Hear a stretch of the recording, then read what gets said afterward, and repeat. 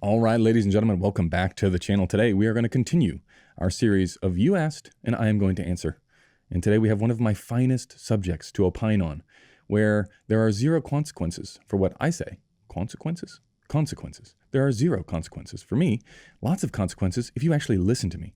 So I will preface this by saying you should not listen to me on the topic that has anything to do with your career. I came up in a very different time. 2009, I would say, to 2012 were like my hustle years.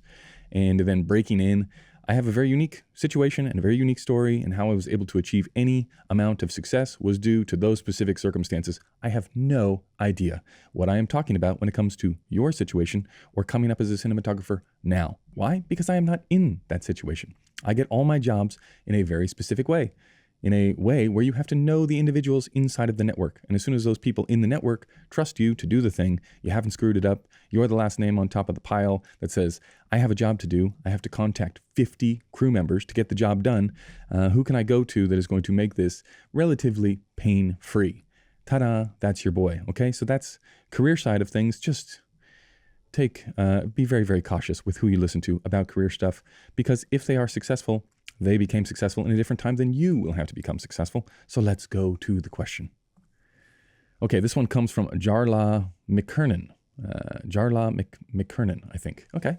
Hi, Patrick. I'm in the final year of film school. This comment may not get lost.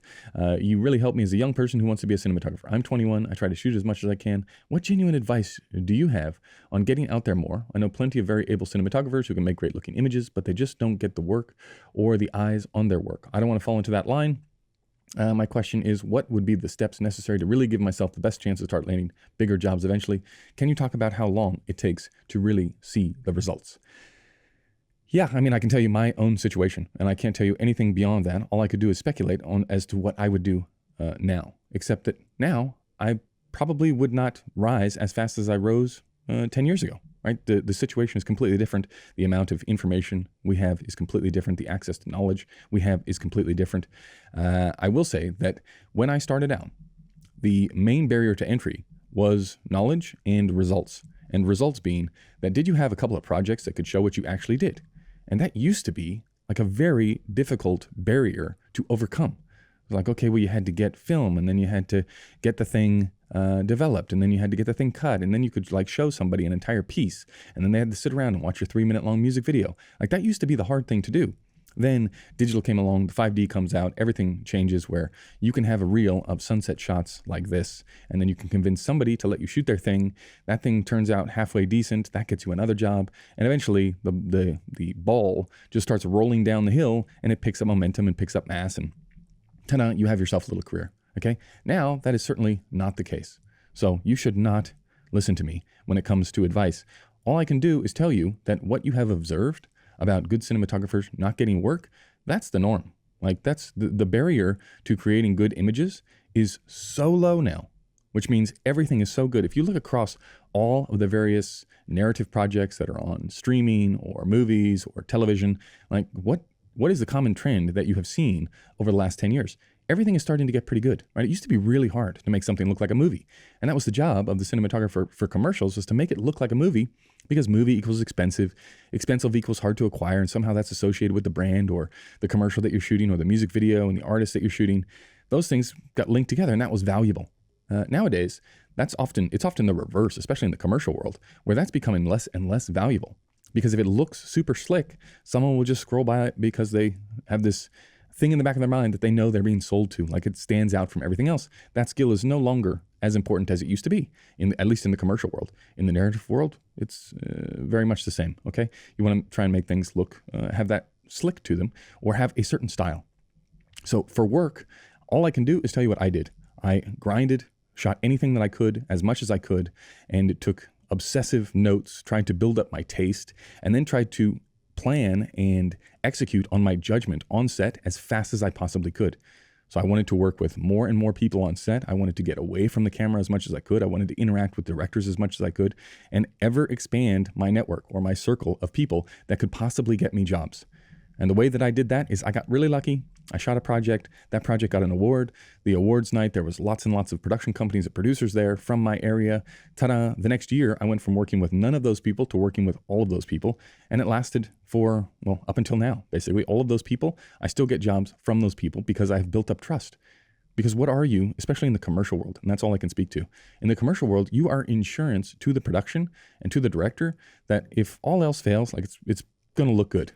Okay, if all else fails, if the story fails, if the whole thing falls over, we're going to be on time and it's going to look halfway decent.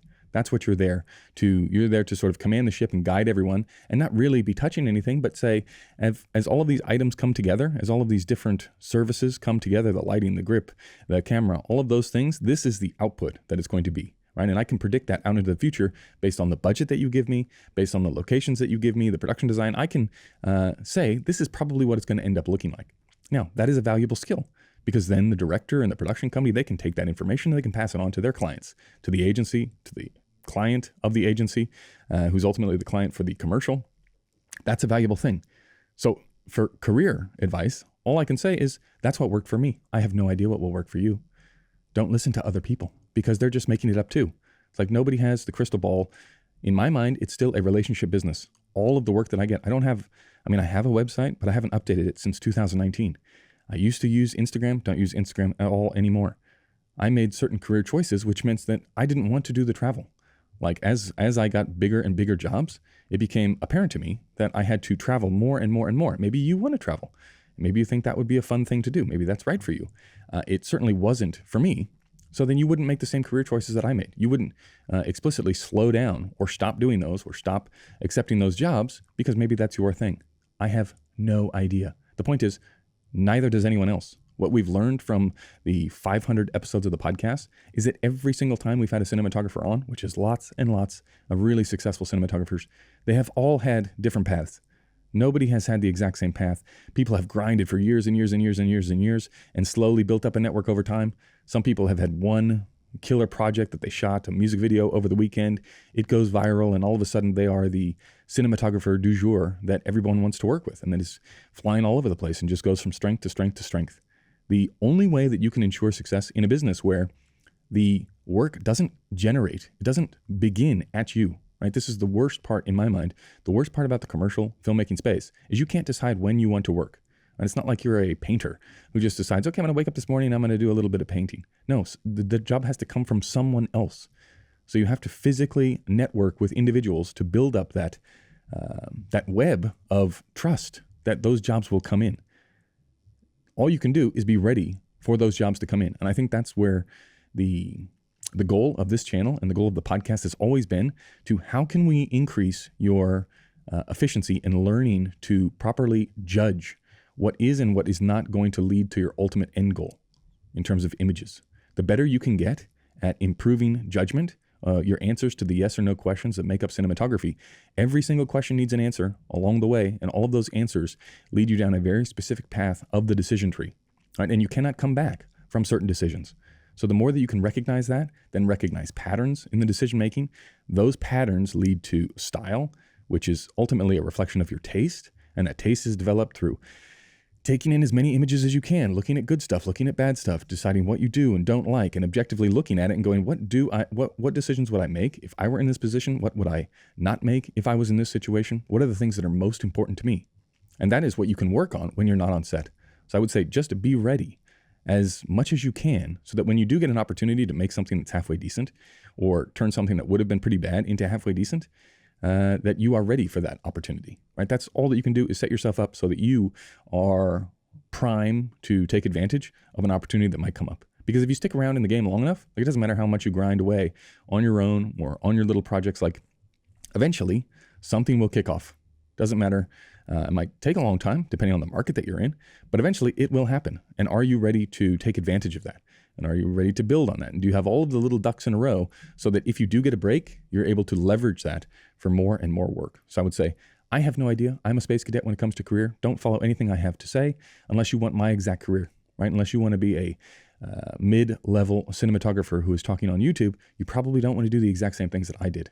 You want to look to other people, except I would caution you, when you look at other people and you see the success that they've had, remember that you have to take their whole life, right? You don't get to take just a few of their decisions. Like, look, I would love to have an Oscar-winning film on my resume that we really worked hard on, and we did just the right things, and everything came together, and we had a huge team, and it was a phenomenal experience. I would love something like that, except I probably wouldn't love the 9 months away from my family.